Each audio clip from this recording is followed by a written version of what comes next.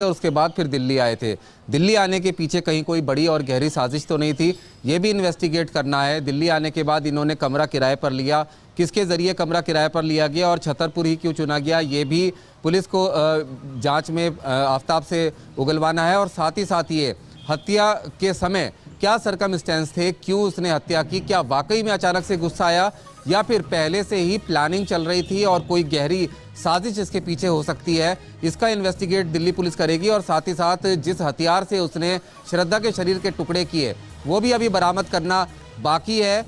सबसे महत्वपूर्ण बात यह कि देर रात या फिर अर्ली मॉर्निंग ये शव के टुकड़े फ्रिज से निकालकर फेंका करता था। सिर्फ महरौली नहीं बल्कि दिल्ली के आसपास और कई जंगलों में इसने शव के टुकड़े फेंके हैं, जिनको बरामद किया जाना है। वो तमाम लोकेशंस मैं लौट रहा हूं आपके पास, लेकिन रोमान ने बहुत बड़ी बात कही और टेक्निकल बात यह है कि जो बात आफताब ने पुलिस को बताई है, जो थ्योरी बताई है हत्या करने की, जो वजह बताई है, उसको अभी वेरीफाई करना है, रोमान कह रहे हैं, और आने वाले वक्त में यह वेरीफाई होना है। अब तक जो जानकारी आफताब ने पुलिस को दी है उसके आधार पर यह बात पुलिस कह रही है। हरीश भी मेरे सहयोगी इस वक्त ग्राउंड जीरो पर है। हरीश, इस वक्त आप कहां पर हैं और क्या जानकारी है आपके पास इस वक्त?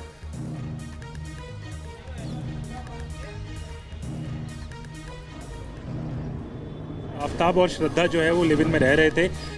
मई के महीने में वो यहाँ पर आए थे और उसके बाद जब आफताब ने ये दिल दहलाने वाली घटना को अंजाम दिया, जब उसने ये मर्डर करके उसके बाद उस बॉडी के जो टुकड़े किए हैं, उसके बाद जो है वो लगातार इसी घर में रह रहा था। यहीं से पुलिस ने जो फ्रिज है वो बरामद किया है, यानी कि मर्डर भी यहीं हुआ है। हम आपको अंदर लेकर चलते हैं कि ये फ्लैट फर्स्ट फ्लोर का ये पूरा फ्लैट है जहाँ पर ये रह रहे थे ये दोनों। और ये आपको बता दें कि जिस तरीके से इस हत्या को अंजाम दिया गया है और जो यहाँ के आसपास कि बहुत यहाँ पर आफताब रह रहा था, पड़ोसियों से बिल्कुल उसकी बातचीत कोई होती नहीं थी, लगातार वो रह रहा था इसी घर में, हर दिन वो देखने को मिलता था। अब आपको देखें यहाँ की खिड़की जो है इस घर की जो है वो खुली हुई है और वो तस्वीर हम आपको दिखाते हैं कि किस तरीके से ये कमरा जो है जो पुलिस ने अब जो है वो बंद है, पुलिस के द्वारा बंद किया गया है। और उसके अलावा जो है इसी में फ्रिज जो है वो मिला है और इसी मतलब इस घटना को जो उसने अंजाम दिया, इस हत्या को जो अंजाम दिया वो इसी घर के अंदर जो है वो दिया गया है।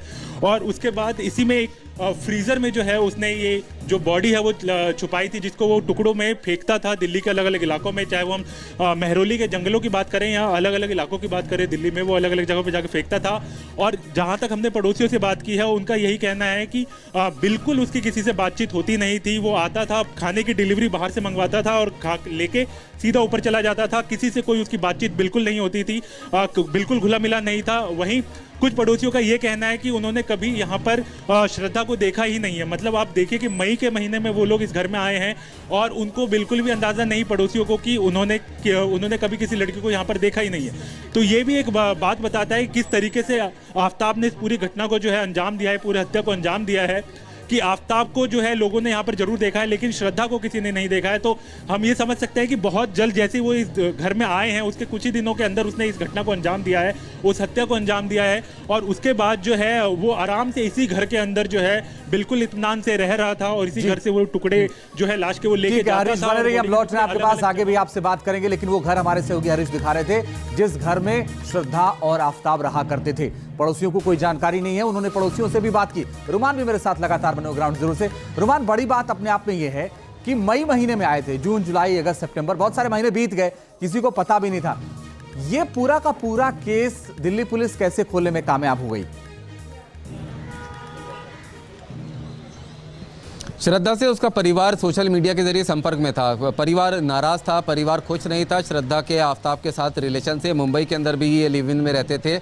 अचानक से ऐसा क्या हुआ, इसको इन्वेस्टिगेट पुलिस कर रही है कि ये मुंबई से अपनी जॉब छोड़कर हिमाचल पहुंचे और हिमाचल में एक होटल के कमरे में रुके और वहां से फिर दिल्ली आकर यहां पर उन्होंने नौकरी शुरू की। आफताब ही नौकरी करता था, श्रद्धा ने नौकरी नहीं की थी।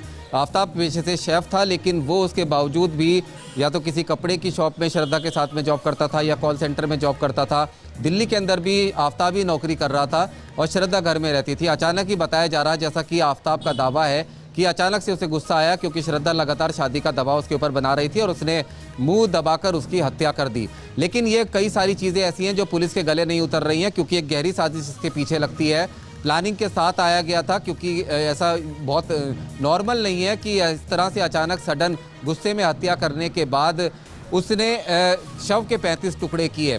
इनिशियल पूछताछ में आफताब ने एक वेब सीरीज़ का भी जिक्र किया है, जिसको देखकर उसको लाश को ठिकाने लगाने का आइडिया आया था। अभी तमाम ऐसी चीज़ें हैं। 5 दिन के रिमांड पर आफ्ताब पुलिस के पास है, जिसमें कई खुलासे होने बाकी हैं और सीधे तौर पर इसके पीछे कोई गहरी साजिश तो नहीं है, क्योंकि पुलिस को ये इतना सीधा केस नहीं लगता है, क्योंकि लड़की गायब थी और परिवार अपनी बेटी को ढूंढ रहे थे।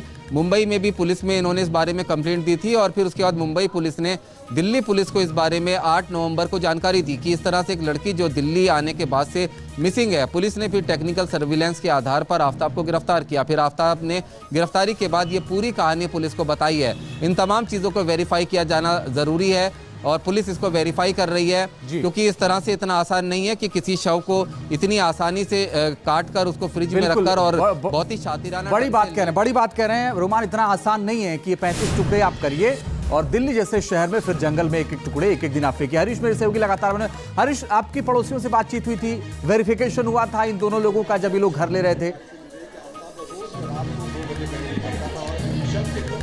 जी देखिए, लगातार जो हमने पड़ोसियों से बातचीत की है, पड़ोसियों का कहना है कि जो इनके मकान मालिक हैं उनकी तरफ से उनको ये कहा गया कि वेरिफिकेशन जो है किया गया था, लेकिन अभी कुछ भी कहना बहुत मुनासिब नहीं होगा, क्योंकि लगातार जो है पुलिस की जांच जो है अभी तक जारी है और पुलिस जो है जांच कर रही है। कुछ लोग मौजूद हैं, उनसे बात करने की कोशिश करते हैं, क्योंकि लगातार जब से इलाके में ये पता चला है कि इस तरीके की घटना जो है इस इलाके में हुई है, तब से लोग यहाँ पर जरूर पहुँच गए हैं। सर क्या नाम?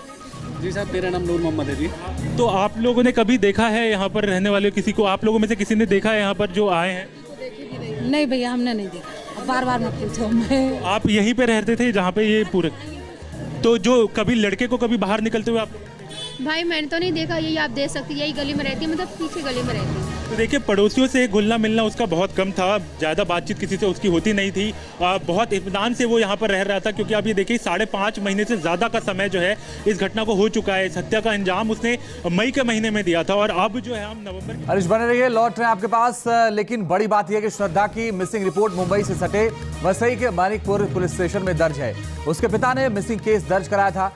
मानिकपुर पुलिस ने लड़के को ट्रेस कर केस को दिल्ली पुलिस को हैंडओवर कर दिया था, लेकिन उस वक्त कोई पकड़ में नहीं आया था और फिर बाद में दिल्ली पुलिस ने इसकी जांच शुरू की थी, जिसके बाद ये पूरा का पूरा खुलासा हुआ।